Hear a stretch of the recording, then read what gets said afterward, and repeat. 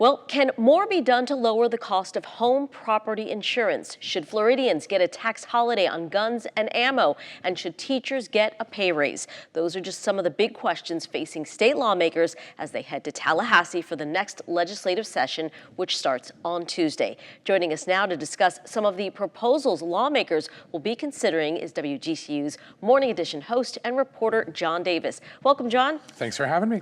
So let's start with property insurance. In 2022, state lawmakers passed some significant legislation which was meant to control the insurance lawsuits, which was certainly at least partially impacting premiums.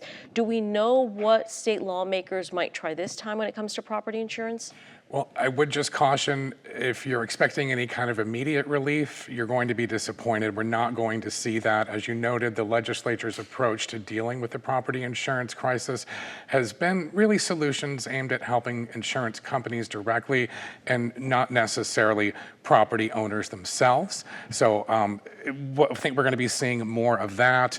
Also, Citizens Property Insurance Corporation, which was created to be the insurer of last resort in Florida.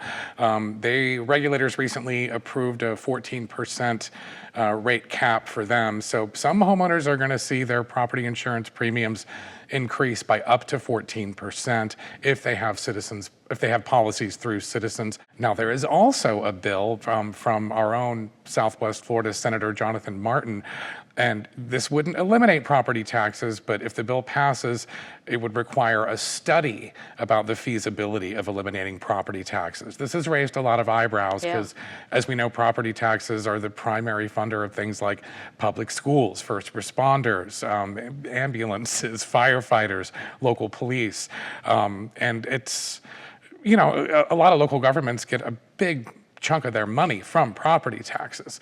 So that's something that we'll be watching as well. Want to turn to the condo crisis now. I know the state requires these condo associations to keep financial reserves, obviously to hold them in case there's future repairs needed. That's led to big condo fees and plummeting sales. Do we expect any action on condos? Again, I don't think we're going to see anything that would bring immediate relief. There is a bill that caught my eye filed by Democratic Senator Rosalynn Osgood, and this would kind of delay the deadline for HOAs to fully fund those now required reserves, and it would delineate between condos and higher risk areas. It would also, now this applies to buildings that are 3 stories or higher. This would push that back to buildings that are 5 stories or higher. But even among her own Democrats in the legislature, some are saying it's not a good bill. It would just kick the can down the road.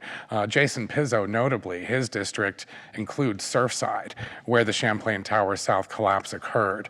And he's not for this because he's saying anything that is going to just push those requirements down the road might put some condo residents in danger.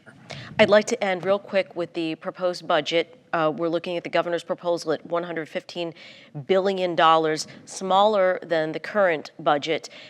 Give us the highlights on that proposal. Yeah, it's about, DeSantis's budget proposal is about $3 billion less than the budget year that we're currently in. And that was not unexpected as we're getting further and further away from all that additional federal grant program funding we got during COVID.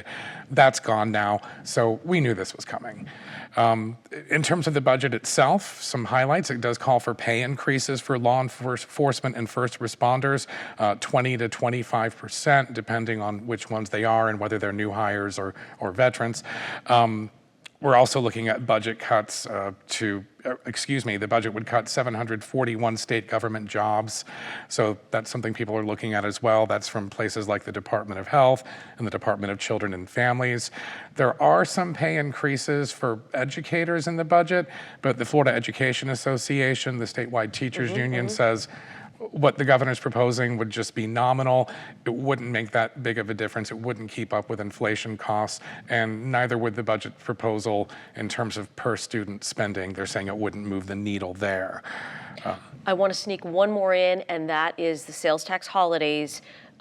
Something new is this idea of the gun tax holiday. Tell us about that. So one of the tax holidays DeSantis is proposing would be a sales tax holiday between Memorial Day and July 4th on gun purchases, ammunition, and gun accessories. The sales tax holidays in general have proved to be popular in past years. Another one I want to talk about, though, would be the elimination of Florida's business rent tax. Currently, businesses pay a 2% tax when they rent property in the state, and Florida is a bit of an outlier on even having that tax. So if that went away, that would save businesses around $1.6 billion. So that's a very popular item among business owners in Florida. John Davis, we appreciate the preview, and we'll have you back to tell us what happens. Thank you. Thank you.